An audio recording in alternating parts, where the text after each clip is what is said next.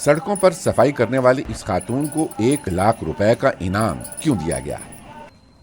पद्मा देवी अपनी ईमानदारी की वजह से चेन्नई भर में मशहूर हो गई हैं। सफाई के दौरान उन्हें 45 लाख रुपए मालियत के जेवरात मिले, जो उन्होंने इसके मालिकान को वापस लौटा दिए। भारतीय सड़कों पर सफाई करने वाले सैनिटेशन वर्कर्स माहाना तकरीबन $200 के बराबर कमाते हैं।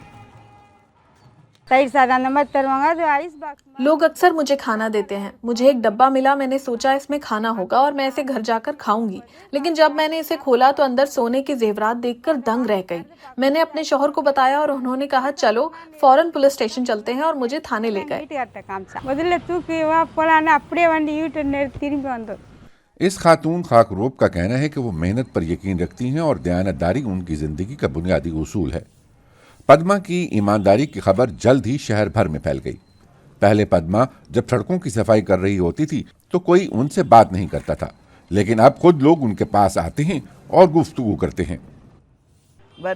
पद्मा एक बेहतरीन कारकुन और नेकदिल इंसान है। मैंने पद्मा जैसा इंसान कभी नहीं देखा।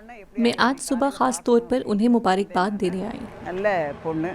पद्मा को हाल ही में उनकी दयानतदारी पर एजाज से भी नवाजा गया। मकामी हुकाम ने उन्हें 1 लाख रुपए का चेक दिया।